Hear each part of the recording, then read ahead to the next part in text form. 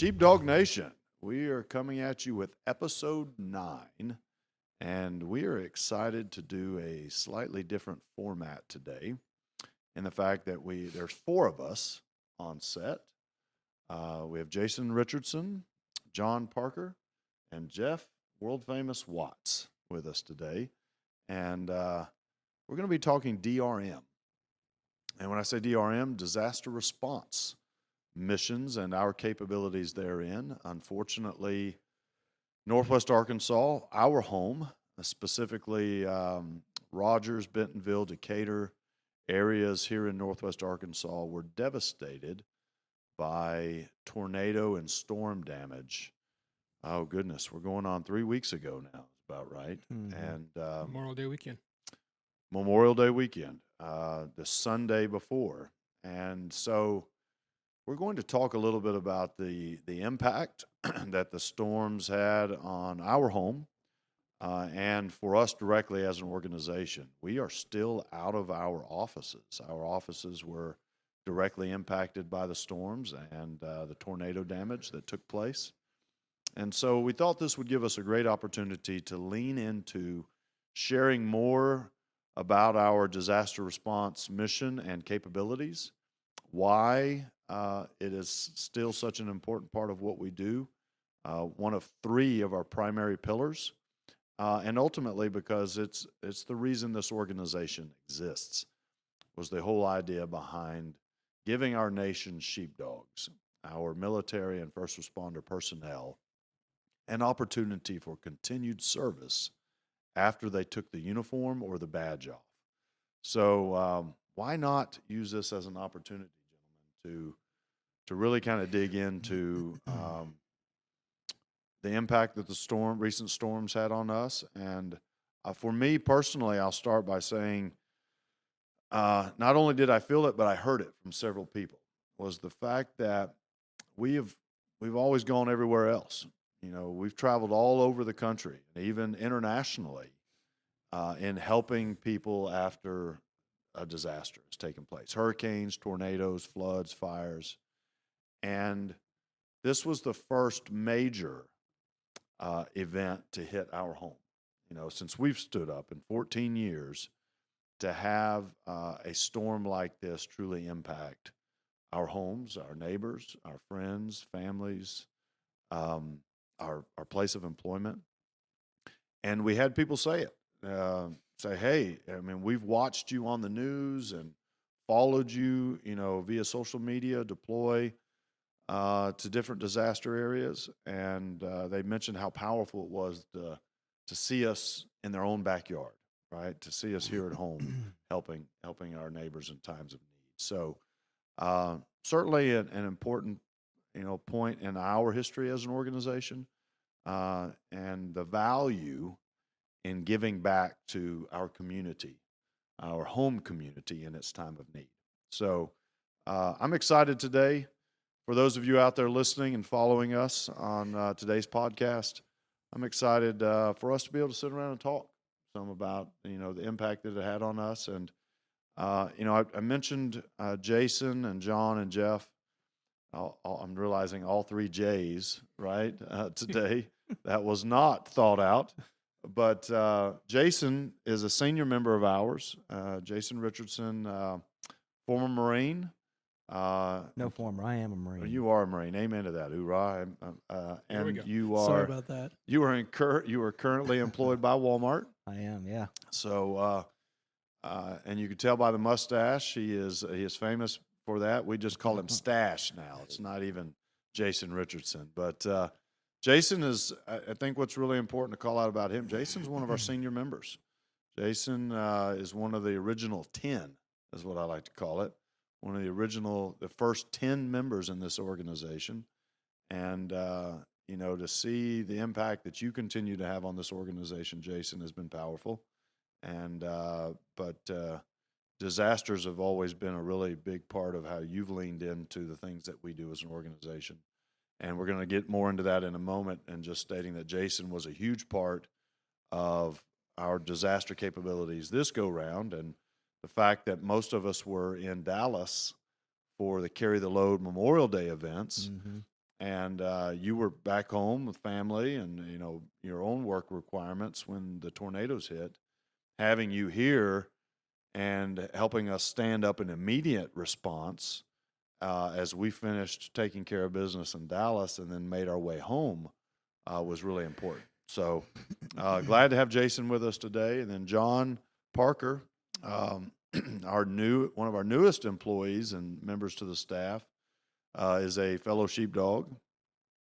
Spent quite how many years in the Navy? 20 years. Yep. 20 years. Okay. Retired. And worked with the teams. And so a strong service background. He truly understands, obviously, what it is to be a sheepdog. And but John comes with a strong background also in marketing.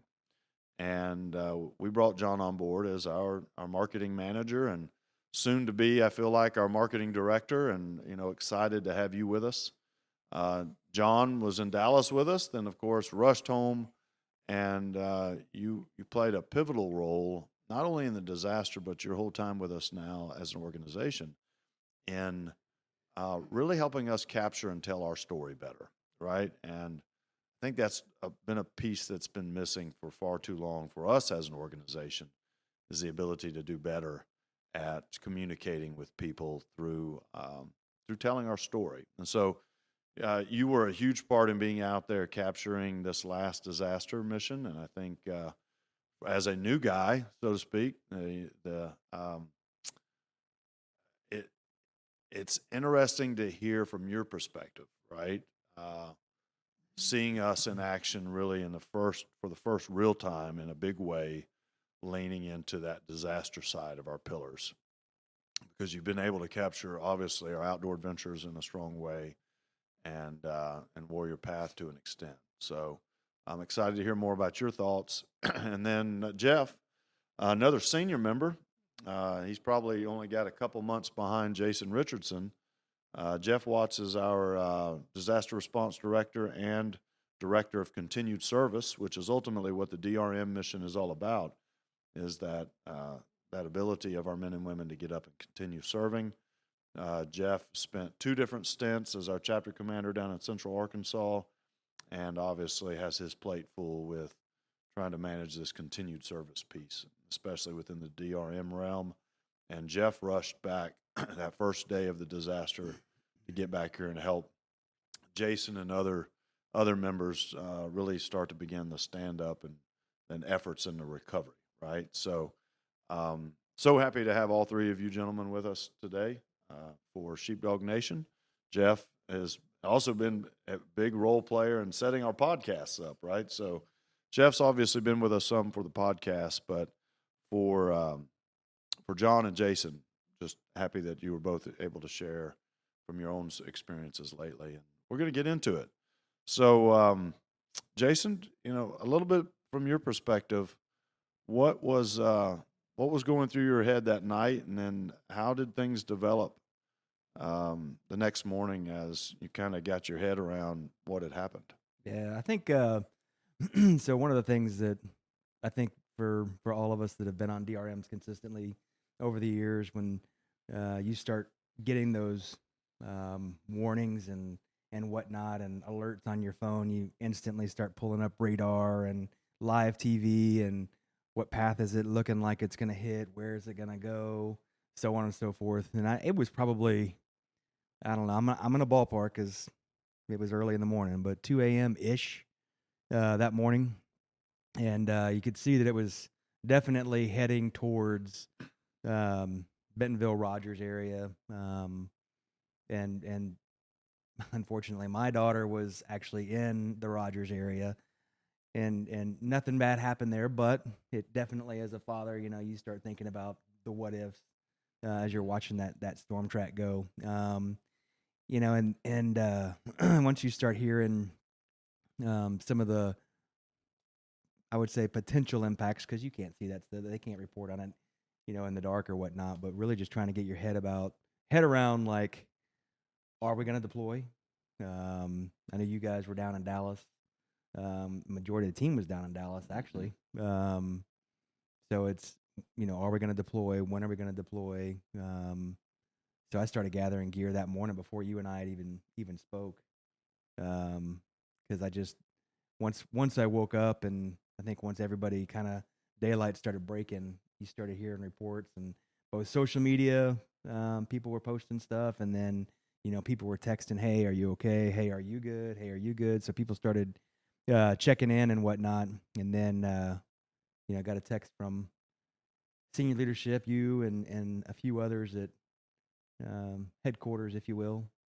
We started figuring out, hey, is this something that we can stand up quickly, since it's in our backyard, literally miles from my house. Yeah. You could almost walk there if you had to. So just trying to get organized, get your head around what had happened, how wide and broad spread it was. I don't think anybody really realized how many areas were impacted, because it wasn't just like a single area. Sometimes you'll go to a city, and it may be kind of localized, and then you'll have a few little bitty spots here or there, but generally speaking, it feels like it's localized. Well, I mean, here it was, multiple cities way out in the county. Um, and at one point, you're talking about one of them being a mile and a half wide and on the Yeah. ground for 24, 25 minutes, Yeah. As you talk about that, I think about, as an organization of 14 years, where I don't think there's been a year yet where we haven't, responded to some sort of disaster. every every disaster has been different. Yeah. Right. They're similar in the fact that it's impacting people's lives, but the patterns and the differences within the way the storm did business, right? The extent of the damage and the way it did damage has always been very different, very unique. They have their own fingerprint.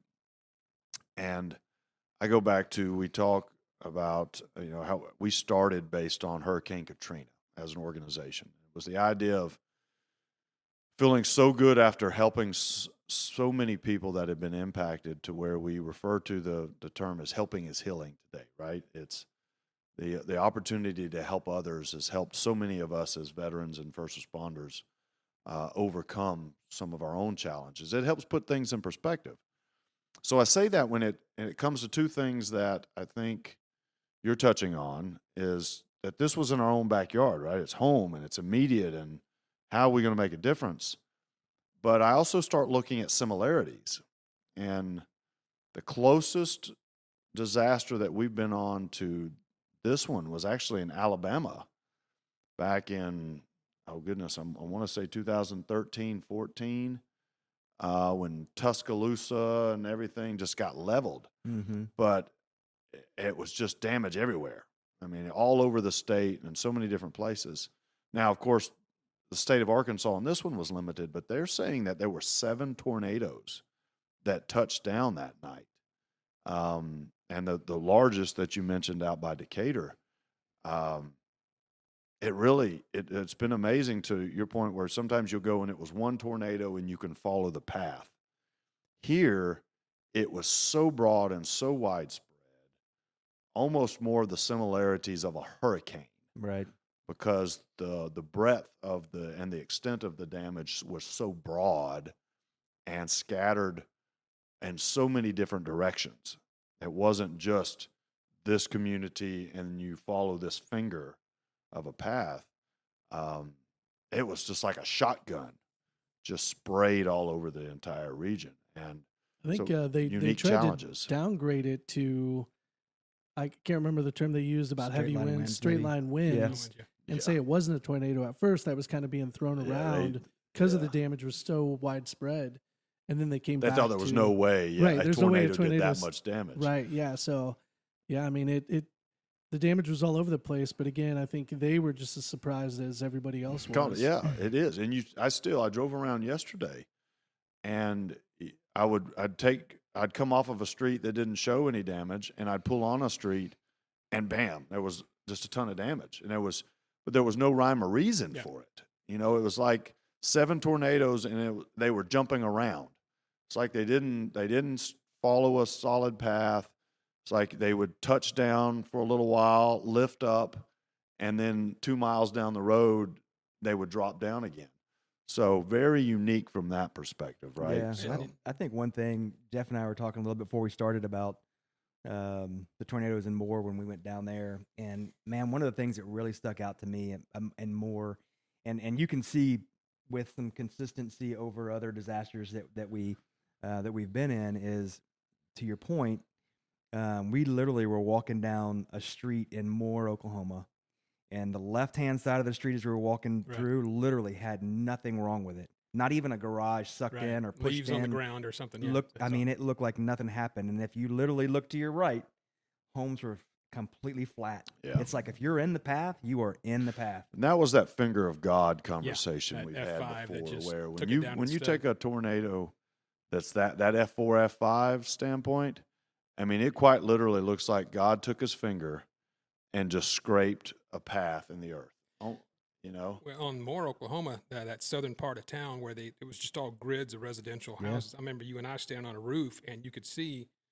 2 houses, leaves in the ground, 2 more houses damaged, and then 2 more houses, nothing, just down to the slab. Yeah. And then It had that damage and- small fine layer we talked about where the path of the tornado was.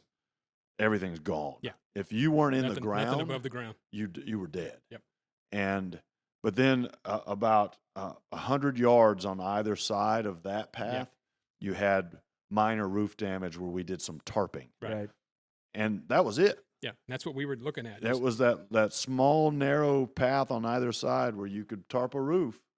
But if you look to your left or your right, depending on what side you're on, there was nothing you could do because it was all gone. Right. And do you remember the mud on the side of the buildings? Oh, yeah. You could tell which way, because everything was covered in just a layer of mud, because it would have taken up that first 6-8 inches of soil when it on the ground, and it threw that mud in the air. So everything on the west side or the east side of where the winds It were, would fling it. it was just mud on the whole For thing. those of y'all that didn't catch, we're talking about Moore, Oklahoma in this instance, and it goes back to the difference. I mean, I am always caught by surprise when every disaster we've gone to, how different they are, how unique, Right. how the fingerprint is always so different. Yeah. And that Moore one is Moore and Joplin again. It's almost identical tornadoes in their power. But you go to a Moore, Oklahoma, where there's no trees, Mm-hmm. so it's mud flung everywhere and Right. home debris. You go to Joplin, it was trees and homes and just a tangled mess where, again, you're just dealing with something completely different, right? Yeah. So, Well, being the new guy in Bentonville, living in an apartment on the Bentonville side, had I not known, if I didn't watch the news or see social media, I would have never known a tornado would even come close to hitting the area. It wasn't until I drove to work and all the streets were closed, and then you get into that Rogers area and the trees are down and houses are destroyed, but everything on the other side was like nothing ever happened. And it was crazy. I learned a lot about Bentonville trying to get to work yeah. because your GPS can't take you to where all the power lines are down, trees are down. But it really is surreal when I'm coming home after 8 to 10 hours of working a DRM and there's people hanging out by the pool over here like nothing They're happened. oblivious. Yeah. Oh, I think it's frustrating. It's a blessing and a curse in itself. It's a blessing that those people weren't impacted, but it's a curse because to that point, they are living in a world that they don't understand that their neighbor right down the street is living in a virtual hell. Yep. And then for us, you're going into that virtual hell to try and help these people. And then and this is where it gets tricky, right? Because I will say this is something that always bothers me a little bit. You drive out of it when we've been busting our butts to help our neighbors in time of need, and you see a neighbor out by the pool drinking his, lollipop drink and playing in the water when you just left neighbors who that person could be helping make a difference, right? And it's hard not to kind of get sucked into this where I'm like, why are you over there taking it so easy when you could be over helping your neighbor in a time of need? But they don't realize. Right. And to your point, the news initially did a horrible job just because they didn't know. Right. Nobody, because if you listen to the weather, broadcasts on it, all straight line winds, a little bit of damage. But it's not until you actually get to it and drive into it that you realize how bad it really was. And the power crews that started to roll in all said the same thing. We came here thinking a few poles down, and they said, this is the closest we've been to a Joplin since Joplin. the extent of the damage Mhm. caught everybody by surprise.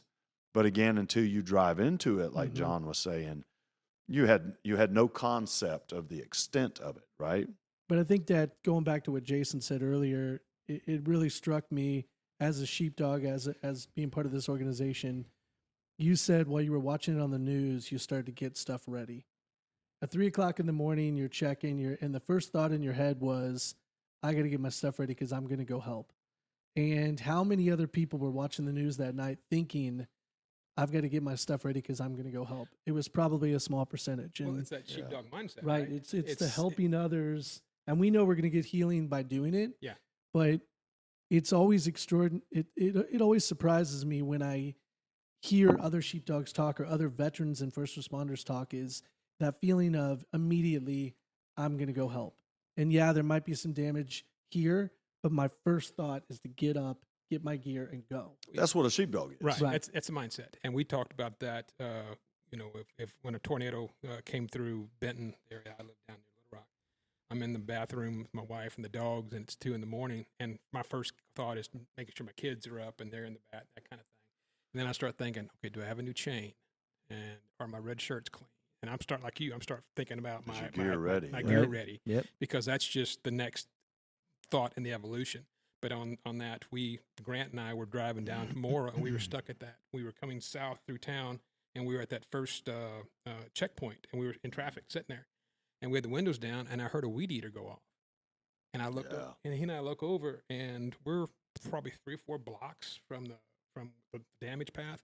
And I look over, and there's a guy weed eating, just completely oblivious to everything 3 or 4 Mhm. blocks south of him. But it's that sheepdog mindset. It just, Well, and there's that hard conversation, right? And I don't want this podcast to be about that, but it has to be discussed, because I think, and there's some people out there listening, and I apologize if this rubs you the wrong way, but it's always that question of, why do so few people lean into giving? And I'm not talking about giving money. It's giving your time, and it's service. Mm-hmm. Why are so few people inclined to serve others? Okay, now we can brag about it. I get it. We're sheepdogs. It's how we're born. But it also leans into that question of, why are so few people born that way, right? Because I see it all the time, and there's that hard statement that I'm going to make. It is so frustrating to roll up on a home or a neighborhood, and you begin to help people, especially a home. And this has happened. People, there was a question about how many disasters have we done. To date, we're at like 78 different disasters as an organization. Okay, I've been on 73 of 78 of our disaster missions, and it never ceases to amaze me that we'll roll up on a home that we want to help. We've driven 20 hours before, Jason, right? Mm-hmm. Right? You do this long drive to come to a community to help people, and you roll up on a home that's been impacted, and you get out and you start helping, and you see able-bodied men and women walk out of that same house, sit down in a lawn chair, start drinking a beer as you're cutting a tree off their house. And it's not like, okay, maybe you're not chainsaw qualified, right, or capable, but you could be picking up all the sticks we're cutting down, right? You could be helping yourself. So that's the extreme side. But then there's the same thing to look down the road at neighbors who are out weed eating, when across the street their neighbor is dealing with trying to recover from all the damage that was just done to their home. What is it? What is the roadblock for some people? Whether it's helping themselves be better, and we don't have to get into the psychology too much, but it's unfortunate that we have to even kind of address it, because I do hope, if there's one thing this podcast does, is maybe encourage others to do more. And maybe you've been that guy or gal that's walked out, sat down in that lawn chair, and drank a beer, while you could have been doing more. You could have been giving. And I think that sheepdog mindset is something that you can turn on if you want to. Yeah, and I think Does that it make goes. sense? No, I think it makes absolute sense, and I think part of it in being the new guy again. My first one was in Sulphur, Oklahoma, and then this was my second one. I think I've been on more DRMs than I have outdoor adventures in a month and a half. But we saw it in Sulphur, but Jeff explained it to me, and then I really started to think about it. You're dealing with these people in for some of them the worst moment of their entire life. Everything could be gone, or that tree on their house could mean like they don't have the insurance to cover it or something like that.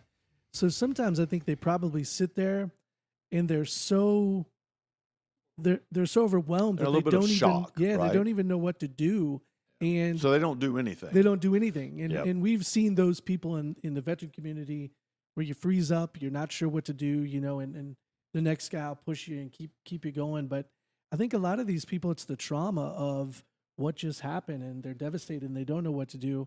And part of me hopes it's that, but I do believe in a lot of cases that it is that. But I will say this, seeing the outpour of volunteers in Bentonville and Rogers was extraordinary. I mean, And that's the example of renewing your faith in humanity, exactly, right? yeah. And that's where I wanted this conversation to Yeah. go, right? Is Yeah. I want to challenge the why are there so many people doing nothing Right. when they could be doing something, right? Mhm. I'm going to challenge everybody out there. If you just give a couple hours of your time, it's better than nothing by far. It's worth its weight in gold. Because if everyone would just give a few hours of their time, just give one day of helping your neighbors in a time of need.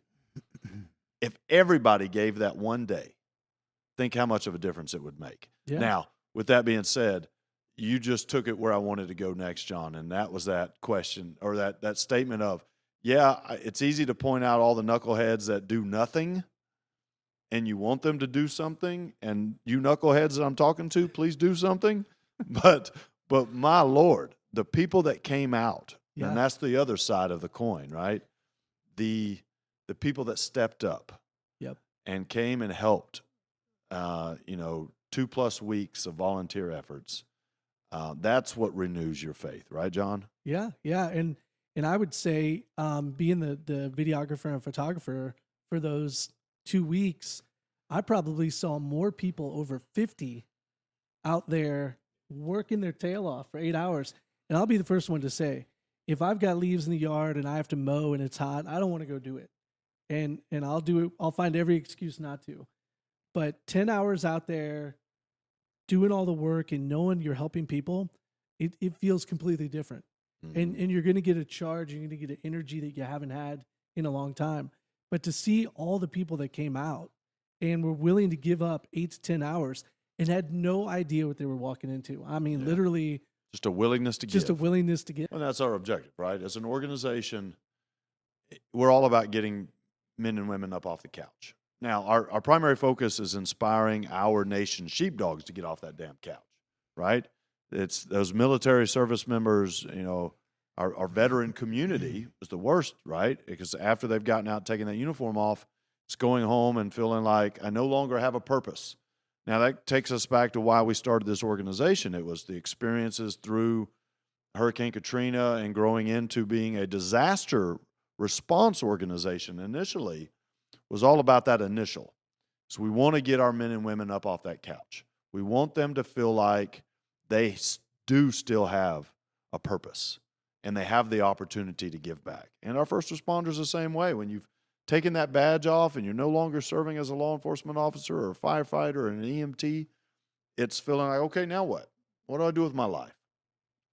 The ability to continue giving through an organization like ours and through continued service, and Jeff, obviously you're helping to lead that charge, it's that reality that goes back to that we're trying to change the conversation, right? Is that one of the questions we had for today's conversation, well, what is a disaster? What is a disaster response mission? And we only want to touch on this briefly, but we do want people to appreciate that disasters are happening every day in the communities that they live. And you go, well, tornadoes, hurricanes? No, it's homelessness. It's addiction. It's food deprivation, right? It's a lack of mature, capable adults teaching and educating and coaching, which is my big one, coaching young people, right? Why are our veterans going home and sitting down on that couch and feeling like they no longer have a purpose? When that's the biggest crock of crap you can think of, right? There are so many things that they could get up and do. So the two challenges, right? We as an organization want to lead. We want to inspire our men and women, our fellow sheepdogs, to get up and do more. By extension, civilians and others to see, and us leading by example, because there's a key. We got to lead by example. But it's the challenge of, and here's where we're changing a little bit as an organization as we're getting away from that team and chapter model. It's in trying to inspire our members to be that army of one, right?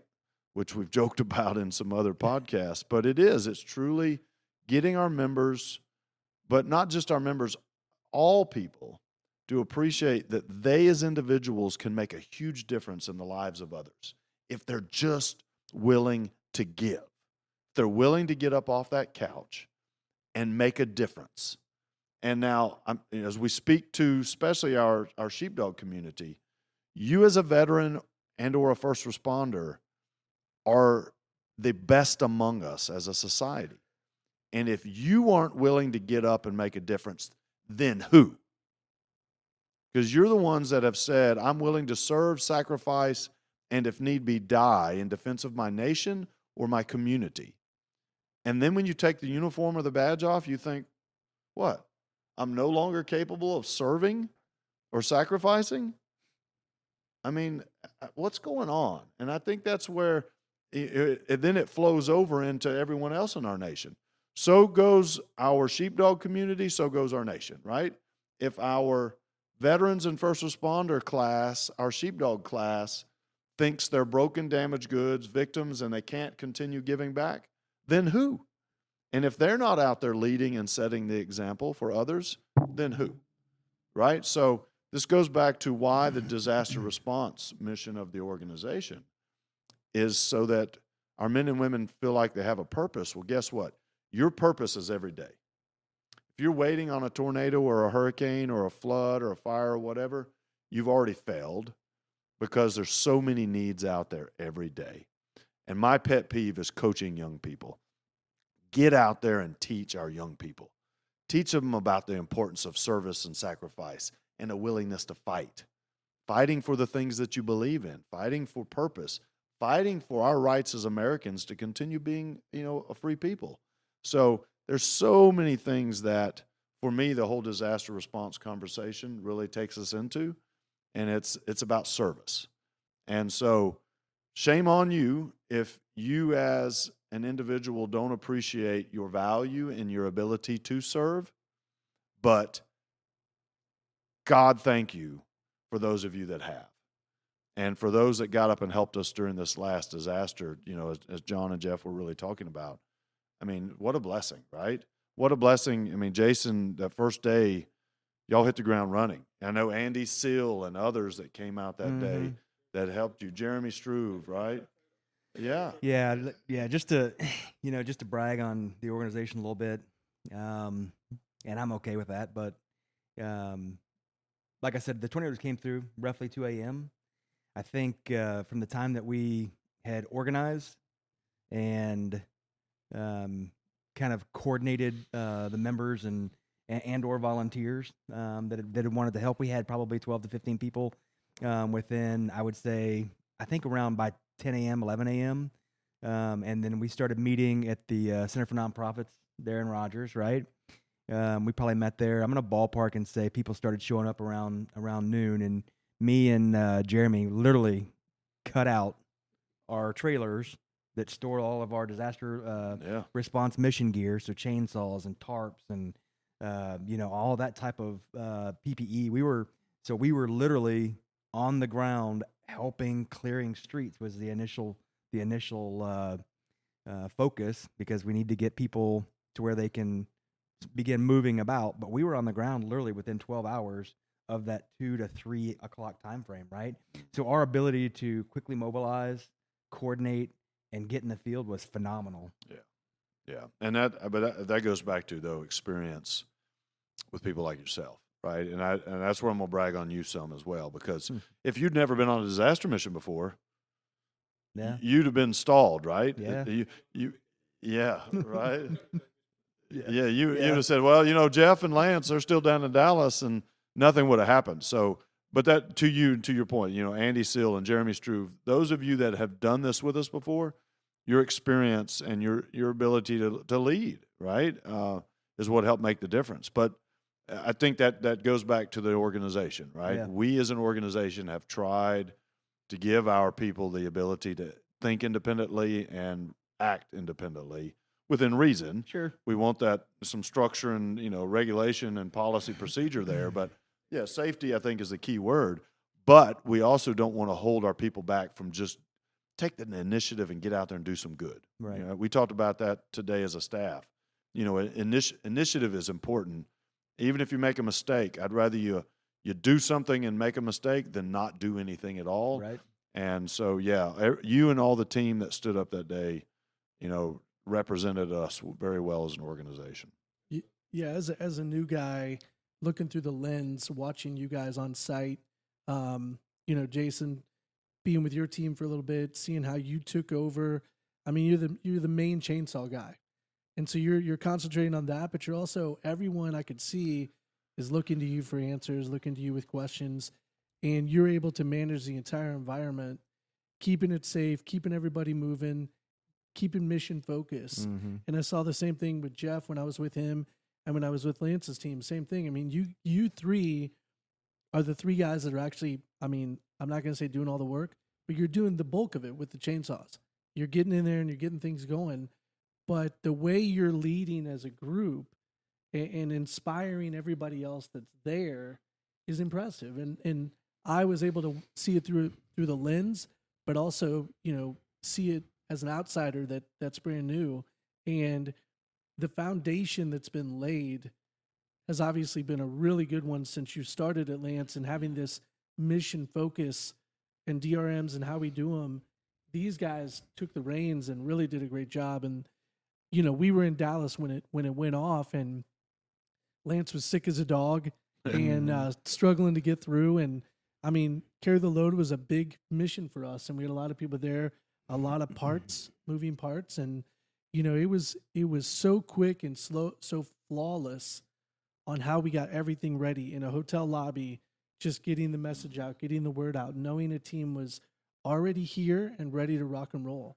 And I'm gonna venture to say there's not a lot of nonprofit organizations that can say that they can do that in the way we did it, as quick as we did it, and as structured as we did it. And then to come back and throw up a command center in the parking lot, Mm-hmm. I mean, with a few tents, it's amazing to see what we did. And I think the community realized it and started to really, take the momentum that you talked about, Lance. We're out there doing it, and more people each day wanted to be a part of it. Yeah. But you guys on the ground doing it, I could see that you were inspiring others with the way you were leading, the way you were mature about it. I know you were exhausted, but you kept doing it and having fun with it and joking around. So kudos to you guys again for your professionalism and the way you inspired and led the guys that were out there. John, I'd be remiss if we didn't jump into this for a second, because you mentioned how, really, Northwest Arkansas has always been a blessing. So we wouldn't be the organization we are today if it weren't for the community that is Northwest Arkansas. And, so many of them, people said, we've given to you because we've seen you do your mission, and we support your mission.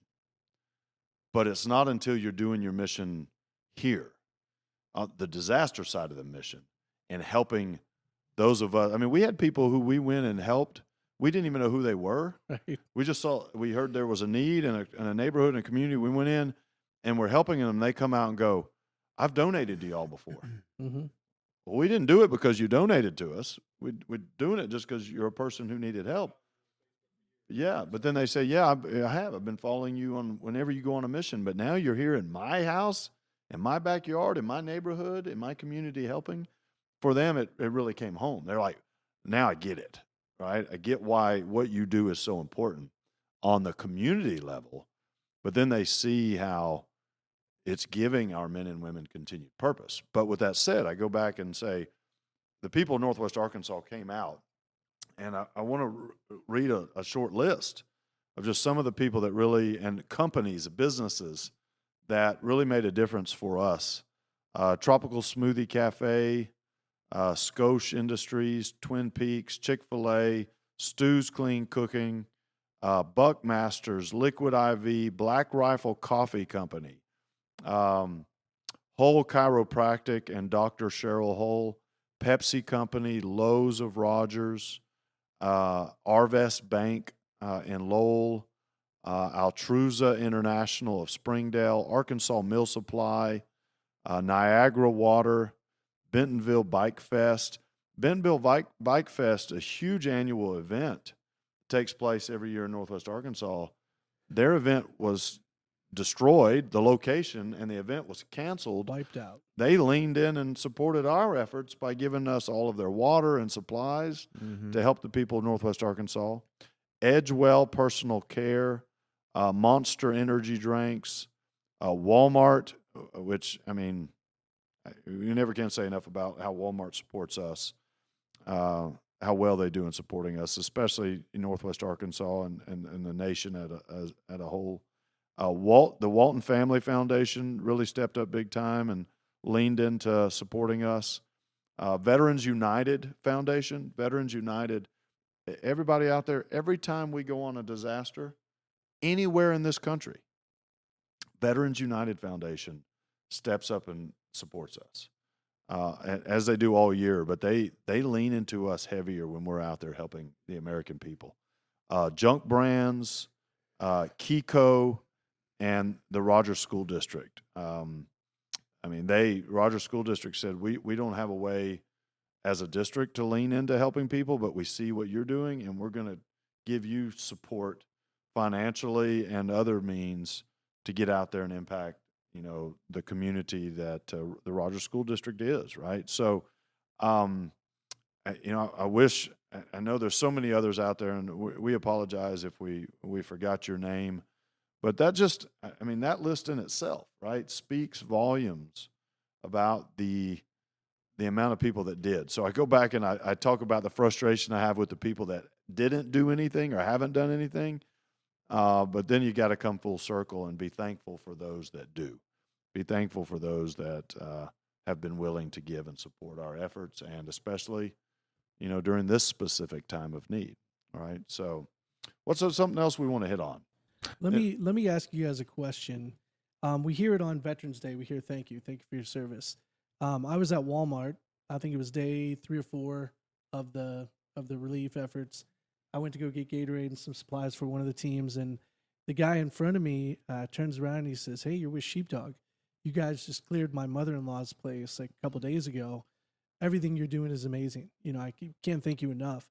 Get out to the parking lot. Another lady, an older woman, "Hey, you guys are a blessing. Thank you for everything you're doing." I'm asking you, how does that make you guys feel when you hear those things? I mean, Veterans Day, at first, when I first got out, it kind of felt weird. You don't have to thank me like I did it. But this felt different for me. And I was very honored. And, it just, to know that the community sees you and they acknowledge you and they actually care about the work you're doing, it was different than it is for Veterans Day. So I'd love to hear what you guys think about that. Yeah, I think this one, because it hit home, it was a little closer, right? And some of the people that are thanking you are literally people and not just a neighbor that you've helped, that lives maybe, in Bentonville if I'm in Rogers or whatever the case may be, right? So there was a little bit more of that personal touch to it. And, one of the things that some people appreciate words of affirmation, and some people get a little awkward with it, right? I'm a little awkward with it just because. Even with that mustache? Even with the mustache, man. Okay. Yeah, it's the disguise. But some of that words of affirmation, sometimes it's hard to hear people, kind of praise and whatnot, because I don't do it for praise, and I got to be honest with you, and I bet these two and you will eventually also say, I get more out of a disaster Oh yeah. service than I ever give.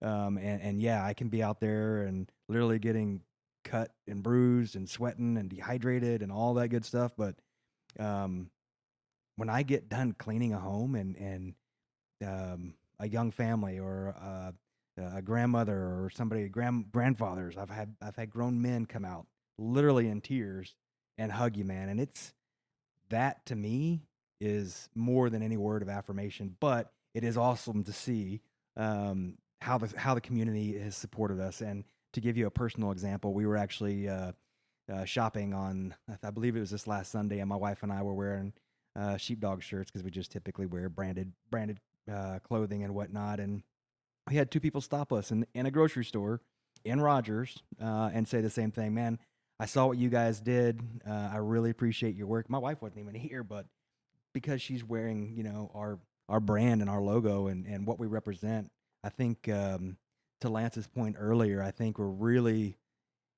now that people have seen what we are doing and been impacted by the work that we're doing, I think people are really, really beginning to appreciate all that the time and the money and the kudos that they've given us over the years. Are really, it's easier and more tangible when it's in your backyard.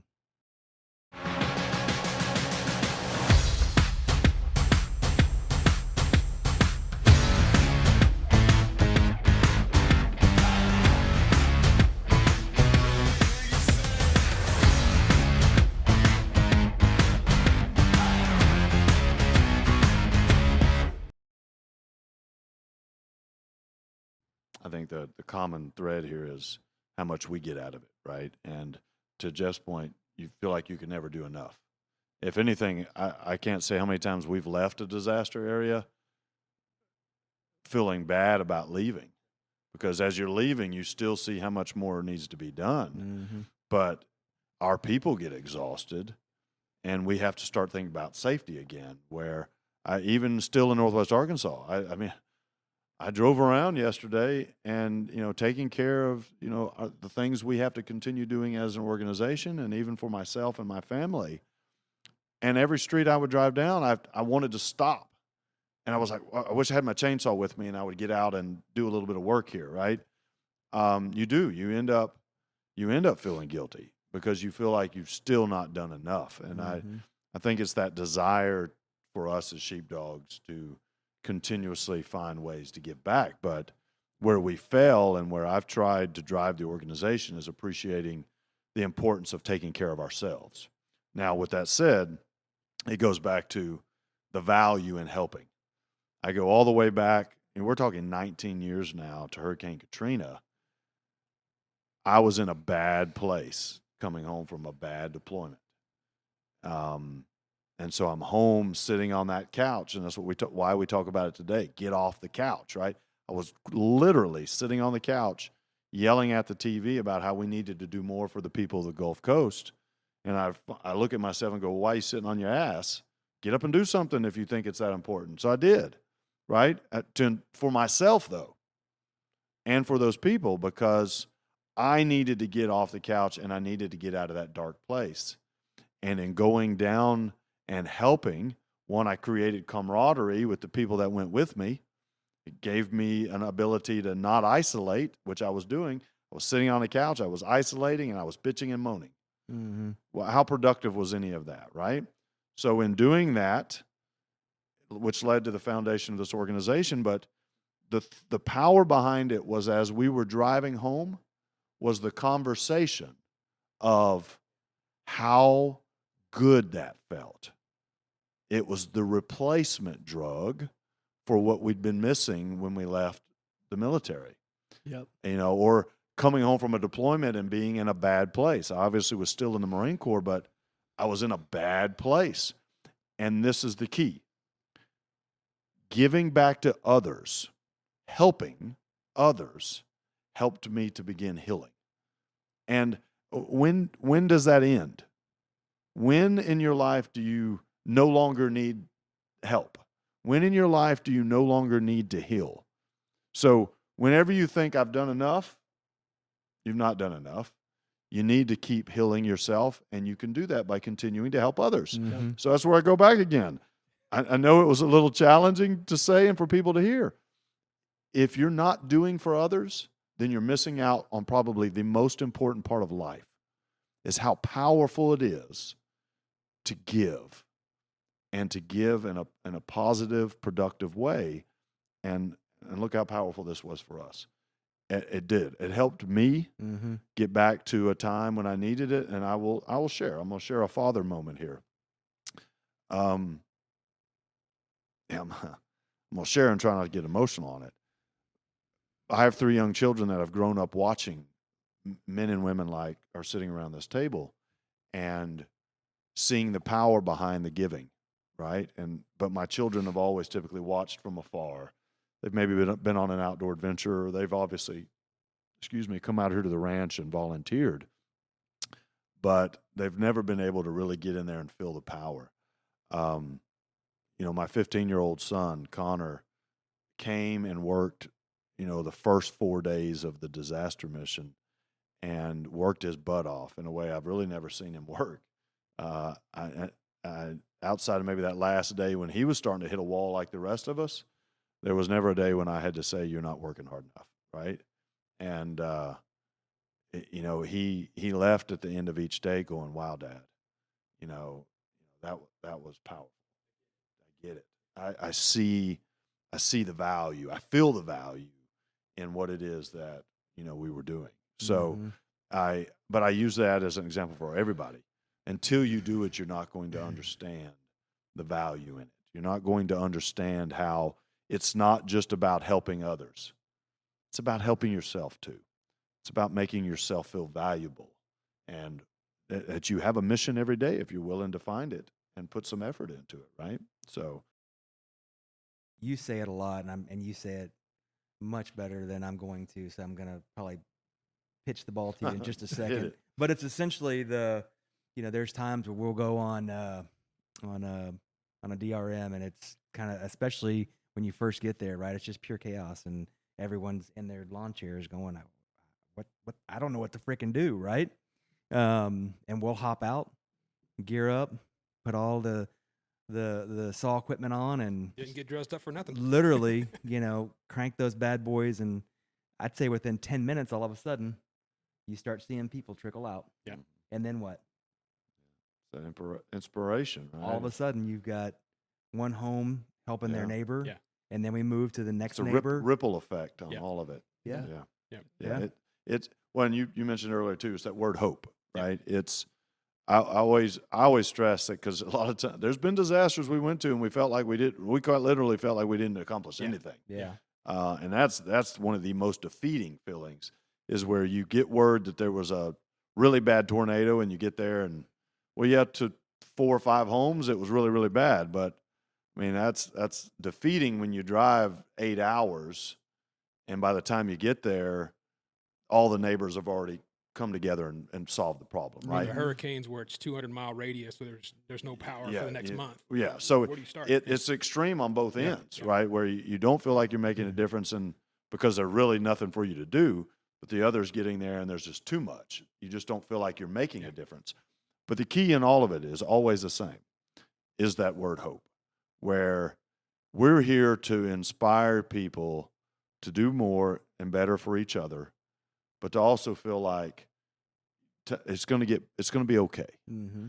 It's going to be okay. Things are going to get better, and people just need to feel that sense of hope, that encouragement that yes, it's going to be okay. And Sheepdog is shining a little bit of light on that hope, because in providing that hope, that's how you inspire people to come out of the woodwork and start making a difference by setting the example.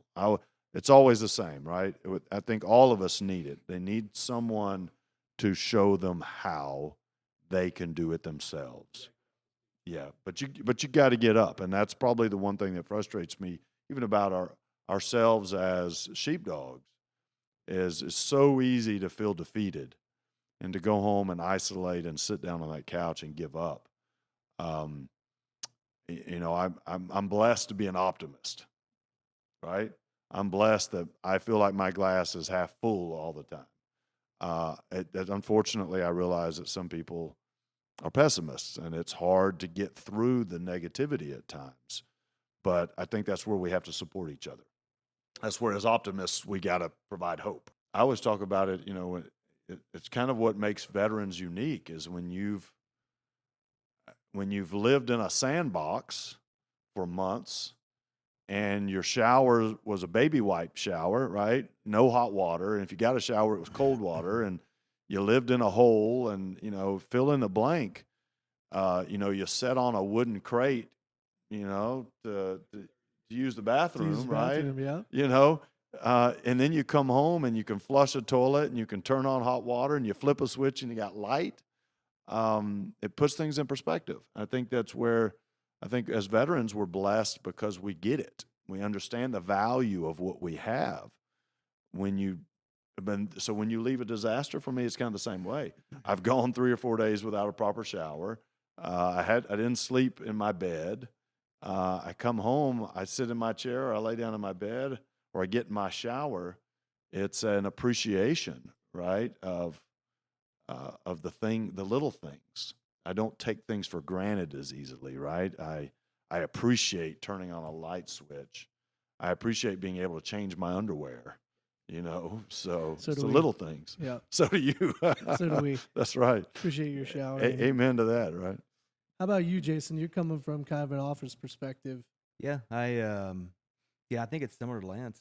Really, sometimes just sitting back and reflecting not only on the things like being able to flip on a switch, take a hot shower, have a hot meal, but I think the other thing that's interesting to me is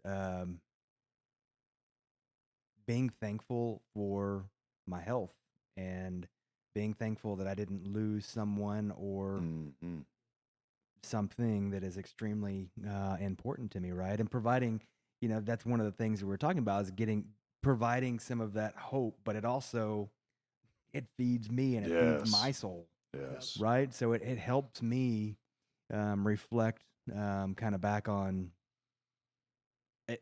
recognize the things to be thankful for and not just hot water, but also the people in my lives and the men and women and sheepdog that I'm serving with, right?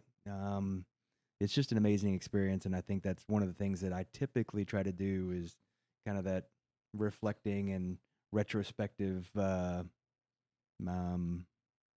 I pray a lot.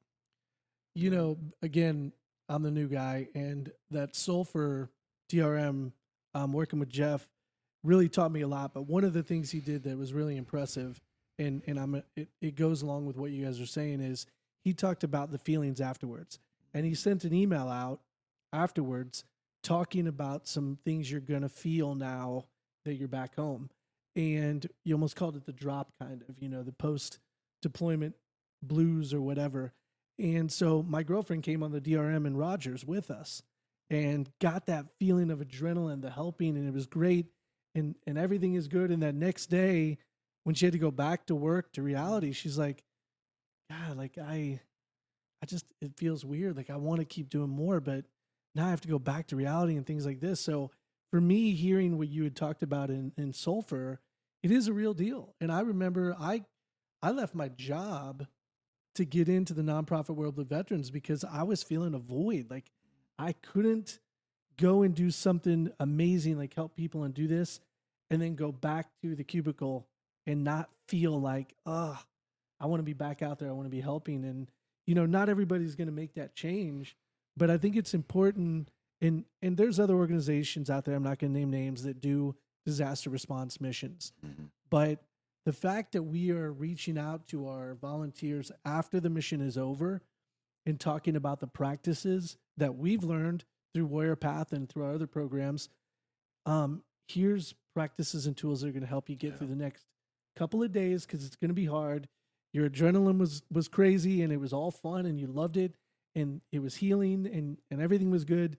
Now you're back to reality. Now it's a little different. And we do that with our outdoor adventure. We do it with Warrior Path. We make sure that when you leave and you go back to reality, we're going to give you the practices and tools to help you cope. Because there is a cope after this, isn't there? I mean, there's a drop. call it the deployment blues. You know, you went on a disaster deployment and you come back, you know, you do feeling like, and I don't want to go too far down this, but it's why our other missions exist today.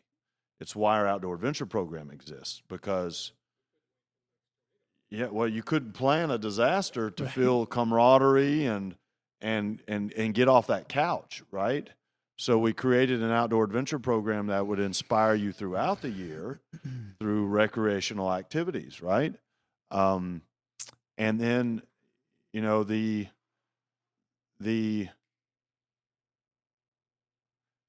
biggest issue ultimately is kind of,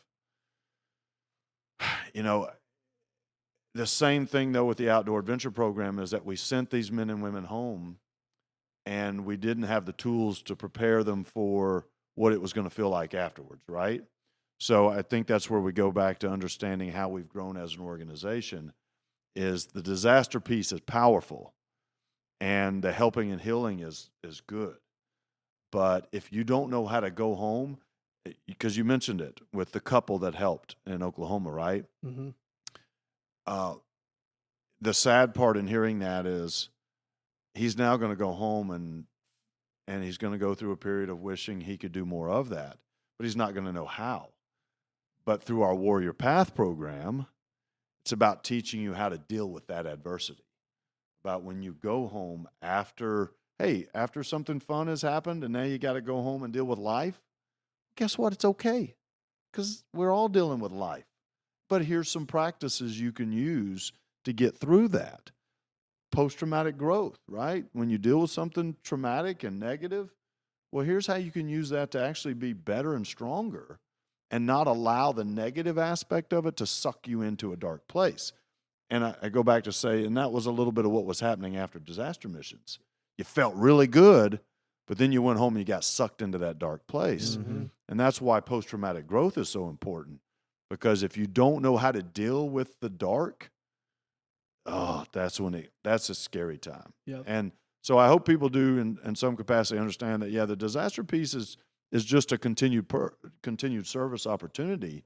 But if you don't know how to deal with times when they're not so rosy, well, that's when you're really going to struggle.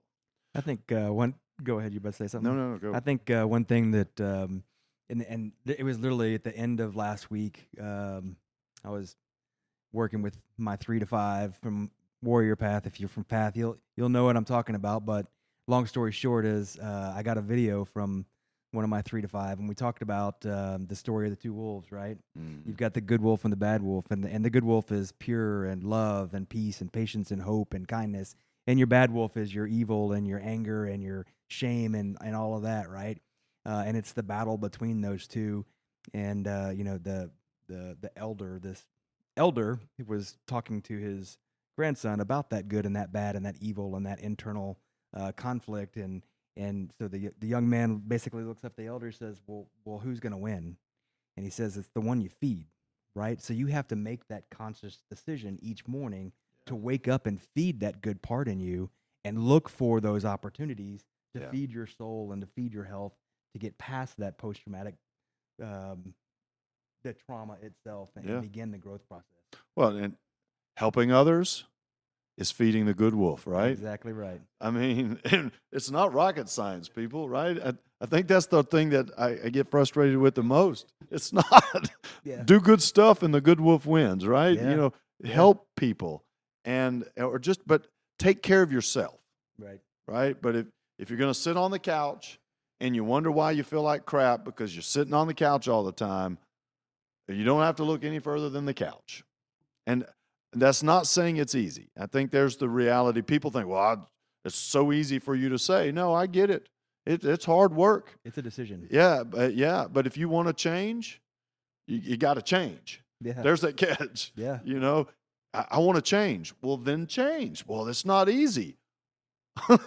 And I sit there and like, is something wrong with my head? Is it just me? But this is one of my new favorite sayings. You know, it comes back to, what type of day are you having? Well, I'm having a shitty day. Oh, really? Maybe the day's having a shitty you. All right. It's about perspective. Change how you're looking at it. Is it the day or is it you? And I'd say 99% of the time it's probably you. Now, sometimes when you're having a shitty day is when Mother Nature drops a tornado on your house. Okay, well, maybe you That's a are having a shitty shitty day. All right, the bad wolf got fed a little bit that day. It's that That's going to 1%. happen, but that's what life is, right? Somebody rear-ended me. The bad wolf got fed a little bit, but who's going to win is up to you. What are you going to do with that, right?